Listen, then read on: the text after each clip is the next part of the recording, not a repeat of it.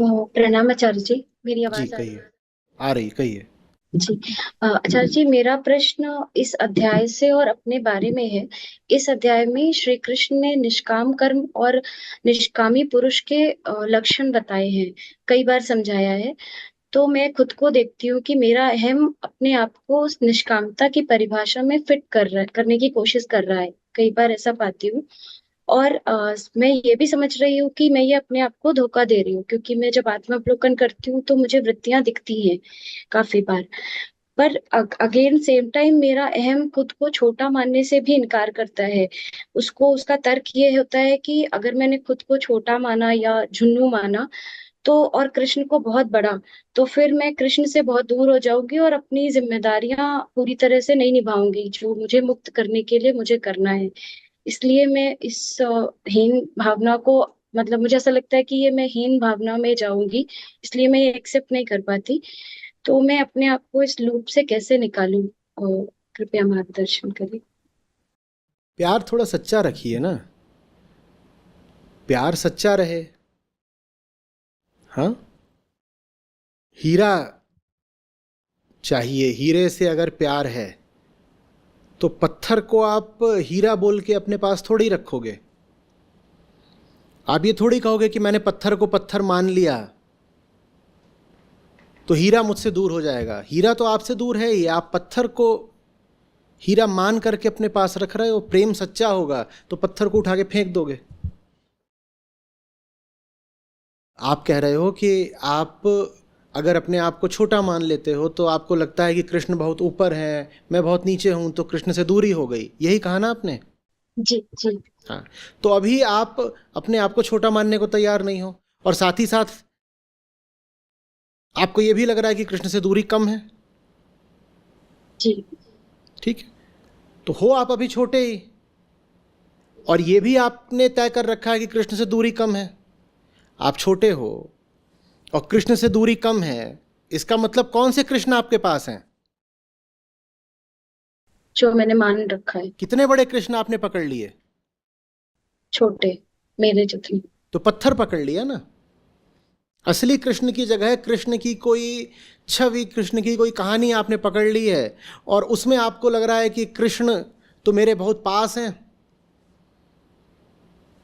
देखिए हमने क्या करा है। हमने अपने सब अवतारों को, महापुरुषों को, आदर्शों को बिल्कुल अपने जैसा बना दिया कहानियों में, ताकि हमें यह कहने को हो जाए कि देखो, हमें ऊपर उठने की कोई ज़रूरत ही नहीं है, हमारे अवतार हमारे ही जैसे तो थे, तो हम तो पहले ही ठीक हैं। मैं किसी से कहता हूं कि ये जो पूरी मिल्क इंडस्ट्री है, दुग्ध उद्योग पूरा, इसमें हिंसा है, शोषण है, गौर से देखो, तथ्यों को समझो, तो कहते हैं कि देखो, कृष्ण भगवान भी तो दूध मक्खन खाते थे। ये हमने क्या करा? जो हमारी आदत है वही हमने अपने अवतारों के ऊपर डाल दी, ताकि हमें सुधरना ना पड़े, ताकि हमें सुधरना ना पड़े। हम जो कुछ करते हैं, हमने अपनी सारी कहानियां बिल्कुल वैसे ही बना दी हैं। हमने अपने सब महानों को बिल्कुल अपना वैसे ही चित्रित कर दिया जैसे हम हैं, ताकि हमें बेहतर ना होना पड़े। और हम कह पाए महान भी तो हमारे ही जैसे होते हैं, तो हम बेहतर क्यों हो?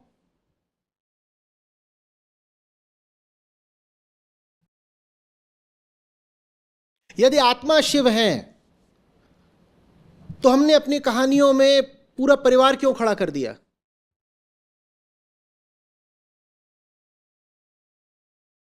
क्यों कर दिया? क्योंकि हमें वैसा ही पसंद है, मतलब हमारी। क्योंकि हमें परिवार बनाना है, तो हमने अपने सब देवी देवताओं के परिवार खड़े कर दिए कि उनके ये पति हैं, उनकी ये पत्नी है, उनके ये बच्चे हैं, ताकि हमें सुविधा बनी रहे अपना परिवार बनाने में।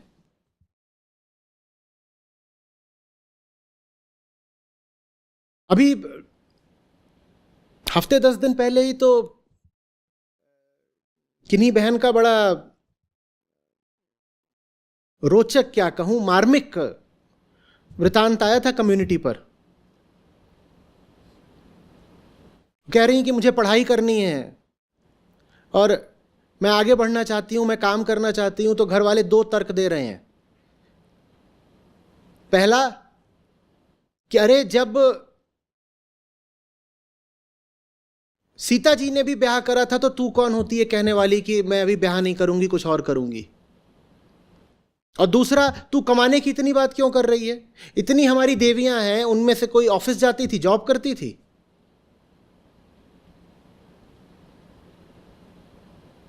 हमने क्या करा? हम जैसा होना चाहते हैं वैसे ही हमने अपनी कथाएं रच ली, और उन कथाओं के माध्यम से हम स्वयं को सांत्वना दे देते हैं कि हमें बदलने की, बेहतर होने की कोई जरूरत ही नहीं है।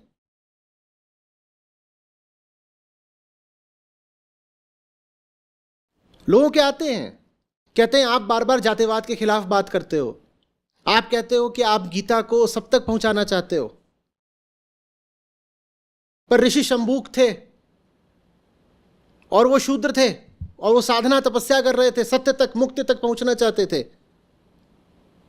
तो श्री राम ने उनका गला काट दिया। तो क्या श्री राम गलत थे? तुम जातिवादी हो, इसीलिए तुमने अपने महापुरुषों के ऊपर भी जातिवादी कहानियां डाल दी। बात समझ में आ रही है? हमें जो जो करना है हम अपने महापुरुषों से वो करवा देते हैं कहानियों में, और फिर कहते हैं देखो महापुरुषों ने करा था इसलिए हम कर रहे हैं। महापुरुषों ने करा था इसलिए तुम कर रहे हो, या तुम करना चाहते हो इसलिए तुमने अपनी कहानियों में डाल दिया है? सच सच बताना। तो हमने कृष्ण को भी खूब छोटा बना दिया और उनसे वो सब काम करवा दिए जो हम करते हैं, और उसी का नतीजा ये हुआ कि आज जब मैं गीता सब तक ले जाना चाहता हूं तो लोग कहते हैं अरे हम ऐसे कृष्ण की गीता क्यों पढ़ें जो लड़कियों के कपड़े चुरा कर भागता था।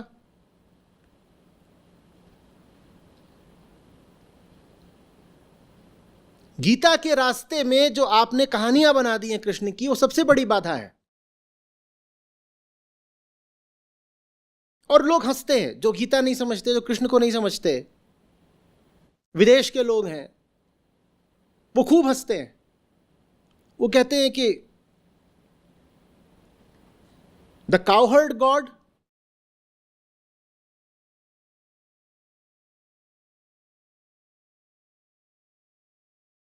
वो यही सब तो करते हैं।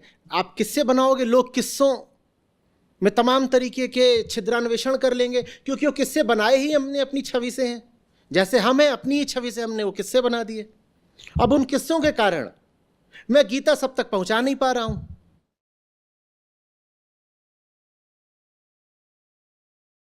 लोग कहते हैं हमें उस कृष्ण की नहीं सुननी जिसने कर्ण के साथ छल करा, हमें नहीं गीता पढ़नी क्योंकि कृष्ण ने कर्ण को छल से मरवाया, भीष्म को, द्रोण को। कहते हमें नहीं सुननी है कृष्ण की।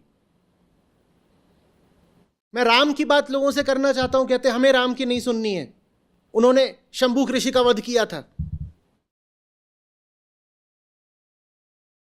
हम सब महापुरुषों को बहुत छोटा बना देते हैं। मैं लोगों तक कैसे जाऊं? राम का रामत्व लेकर के और कृष्ण का कृष्णत्व लेकर के बड़ा मुश्किल हो गया है, क्योंकि हमारे पास कहानियां हैं, हमने कहानियां बना दी हैं, और वो सब कहानियां बहुत छोटी छोटी हैं। वो कहानियां बिल्कुल हमारे जैसी हैं। हम परिवारी तो हमारे आदर्श परिवारी, हम लंपट तो हमने अपने देवताओं के चरित्र में भी तमाम लंपट तरीके के तत्व डाल दिए हैं। क्यों डाल दिए? ताकि हमें कोई सुधरने को बोले तो हम कहें अरे हमें सुधरने की क्या जरूरत है, हमारे देवता जब नहीं सुधर पाए आज तक तो हम क्यों सुधरें।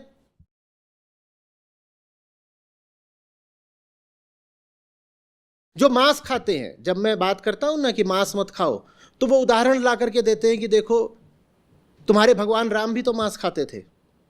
ये मुस्लिम समुदाय बहुत करता है। उन्हें वैसे राम और कृष्ण में कोई रुचि हो ना हो, पर जैसे ही मैं कहता हूं भाई ये बकरीद और ये मांस और ये बंद करो, सब धर्म नहीं है मांसाहार, तो वो उदाहरण डाला के देने लगते हैं कि देखो तुम्हारी भी तो कहानियों में इतना सारा मांसाहार है। अब मैं उन्हें कैसे समझाऊं? अब मैं उन्हें कैसे समझाऊं कि कहानी तो कहानी है भाई, कहानी धर्म नहीं होती।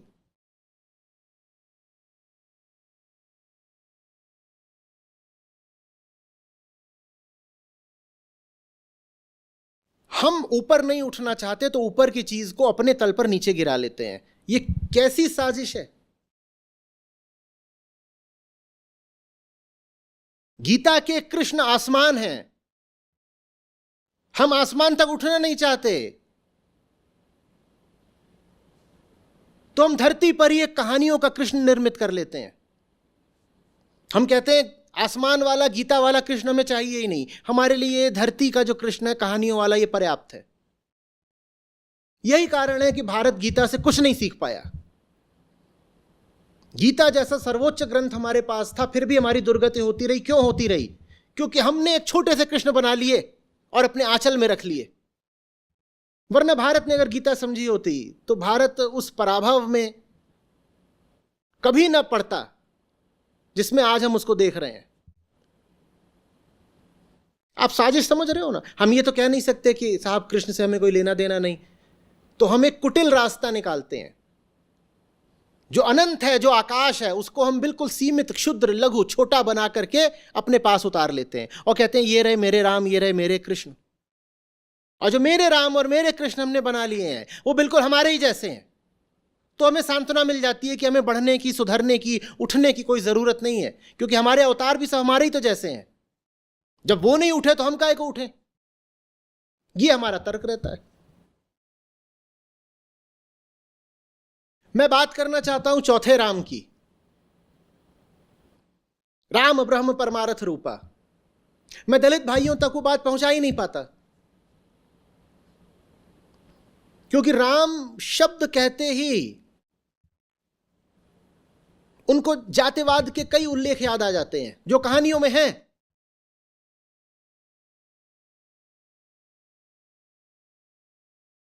मैं आधुनिक महिलाओं तक राम का ब्रह्म रूप लेके जाना चाहता हूं, मैं जा ही नहीं पाता, क्योंकि वो कहती हैं कि कहानी में तो सीता को वनवास दिया ना, सीता की क्या गलती थी कि एक गर्भिणी औरत को जंगल भिजवा दिया। तो हम ऐसे राम से कुछ नहीं सीखेंगे। आधुनिक लड़कियां, महिलाएं खूब बोलती हैं, ये हमें नहीं सीखना। अब मैं कबीर के राम को कैसे उनके पास ले जा पाऊं? वो राम जो सत्य स्वरूप हैं, ब्रह्म स्वरूप हैं, आत्म स्वरूप हैं, वो जो चौथा राम है, मैं कैसे उनके पास ले जा पाऊं? क्योंकि कहानी में राम नारी के शोषक जैसे प्रतीत होते हैं। उस कहानी की वजह से मेरे जैसों की आफत आ जाती है। ना मैं कृष्ण को जन समुदाय तक ले जा पाता हूं, ना मैं राम को ले जा पाता हूं, क्योंकि बीच में कहानी फंसी हुई है।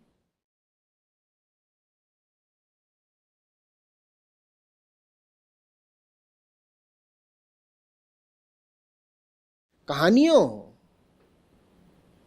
से बिल्कुल पल्ला झाड़ लीजिए। कृष्ण माने गीता,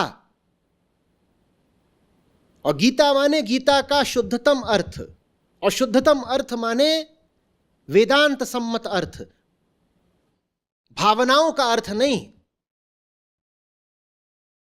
महावाक्यों का अर्थ। वो है गीता का अर्थ।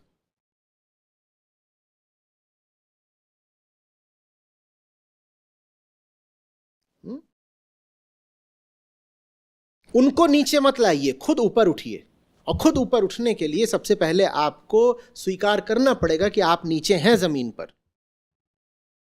जो ये नहीं मानने को तैयार है कि अभी वो पृथ्वी पर ही रेंग रहा है, मिट्टी में ही रेंग रहा है, उसकी आकाश में उठने की सारी संभावना समाप्त हो जाती है। अगर मैं मानूं ही नहीं कि अभी तो मैं कीचड़ में लौट रहा हूं, तो मेरी सफाई कैसे होगी?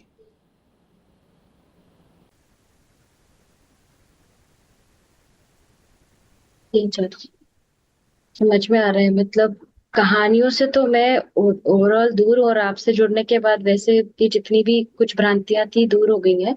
बट ये समझ में आ रहा है कि मैंने कुछ ना कुछ करके कृष्ण को अपने तल पे ही मान लिया है। इसीलिए मैं रिलेट करती रहती हूँ कि अगर कोई अच्छी, मैं मुक्ति की तरफ जा रही हूँ या मैं अपनी अच्छी क्वालिटीज काउंट करने लग जाती हूँ और खुद को एक्सेप्ट नहीं कर पाती, क्योंकि मैंने आज तक खुद को झुन्नू बोल ही नहीं पाती, क्योंकि फिर मुझे लगता है कि ये फिर मैं चिल्ला के बोला करिए, मैं झुन्नू हूं। बहुत मुश्किल, अभी भी मुश्किल लग रहा है। मैं 2 बार आपके सामने बोल रही हूँ, बट हाँ अभी मैं किसी ने अभी मालूम है मुझसे एक बड़ी मजेदार बात कही। बोले ये ना आपने लिंग भेद करा है, झुन्नू है और धनिया है, और ज्यादा जो प्रचलित हो गया है नाम वो झुन्नू है। ये धनिया के साथ नाइंसाफी क्यों हुई? तो मैंने उनको बोला आप झुनिया बोलिए, धनिया नहीं, झुनिया। तो झुन्नू और झुनिया। और अगर चेतना की ही विकृति की बात करनी है कि झुन्नू माने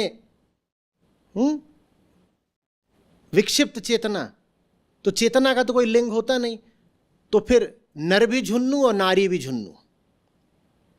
सर झुन्नू अच्छा लगता है बोलने में। झुन्नू सही है, बढ़िया है। और जिनको उसमें थोड़ा सा अपनी जेंडर आइडेंटिटी भी बचानी हो तो झुनिया बोल दें, ठीक है, नहीं तो धनिया भी ठीक नहीं चाहिए सर। देखिए, कृष्ण तक पहुंचना है तो पहले मानना पड़ेगा ना कि मैं झुन्नू हूं। जीपीएस होता है, उसको आप बस ये बता दो कि कहाँ जाना है, तो इतने में वो नहीं आपको बताने लग जाता रास्ता। वो पूछता है योर लोकेशन, अपनी लोकेशन भेजो।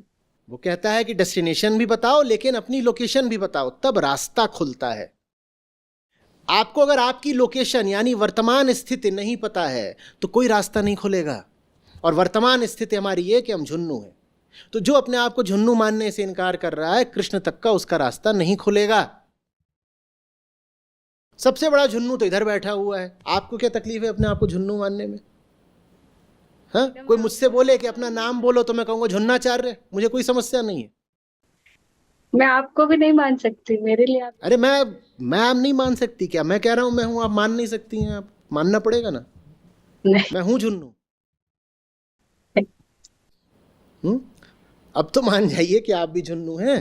मैं हूँ, मैं झुन्नू। मेरे लिए ये बहुत बड़ा ऑब्स्टेकल था। मैं पूरी कोशिश कर रही हूँ, बट एक बार भी मैंने गीता कम्युनिटी में भी कहीं भी खुद को झुन्नू नहीं लिखा। और जो लिखते हैं मैं हर बार सोचती हूँ ये कैसे कह रहे हैं खुद को, या तो ये पता नहीं। मैं बहुत क्वेश्चन कर रही थी इस बारे में। Thank you. इज्जतदार होना, सम्माननीय होना, ये सब त्याग दीजिए, ठीक है? ये जो इज्जत आबरू है ना, ये अहंकार को बचाने वाला आवरण है, उसकी रक्षा वाला कवच है। अरे जब हम हैं नहीं इज्जत लायक तो क्यों बने इज्जतदार? और दूसरा हमारी बेइज्जती करे इससे पहले हम खुद को ही चुटकुला बना लेंगे। इसीलिए मैं बोला करता हूं कि अध्यात्म बड़ी मजेदार चीज है, चुटकुलों से भरी हुई। आत्म अवलोकन माने मजा आना शुरू।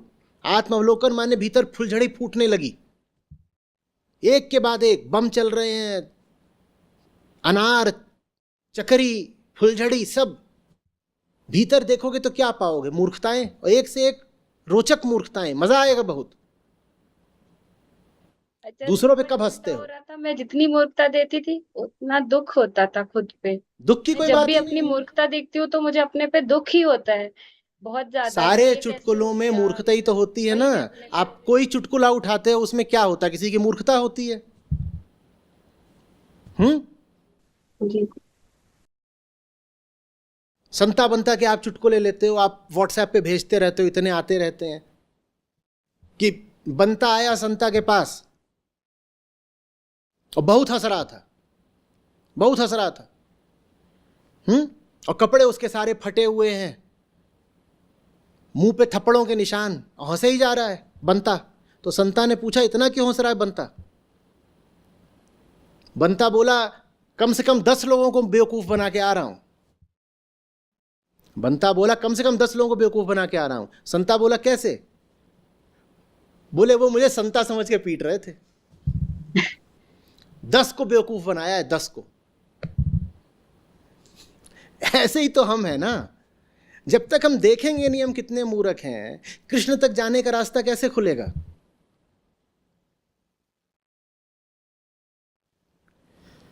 दूसरों की गलतियां तो भले मत देखिए, अपनी तो दिन में 100 बार देखिए, और जितनी बार देखिए दुखी मत हो जाइए, मजे मारिए, खूब हंसिए, कहिए झुनिया ने फिर एक और कर दी करतूत। झुनिया 101, झुनिया 105, झुनिया 118। कोई समस्या नहीं। अरे जी बस ये चाहिए। बहुत मुश्किल हो रहा है, पीछे गलतियों से दुख के अलावा नहीं निकल पा रही थी। मैं पूरी दुख की कोशिश कोई बात ही करूंगी नहीं इस पे। है। दुख तो तब जब ये मान रखा हो कि हम बहुत अच्छे आदमी हैं और हमसे गलतियां होनी नहीं चाहिए थी। ये माने क्यों, ये उम्मीद क्यों? अरे हम मिट्टी से उठे हैं, प्रकृति की औलाद हैं, जंगल से निकले हैं। मूर्खता नहीं करेंगे तो और क्या करेंगे? हम्म? चलिए। Thank you.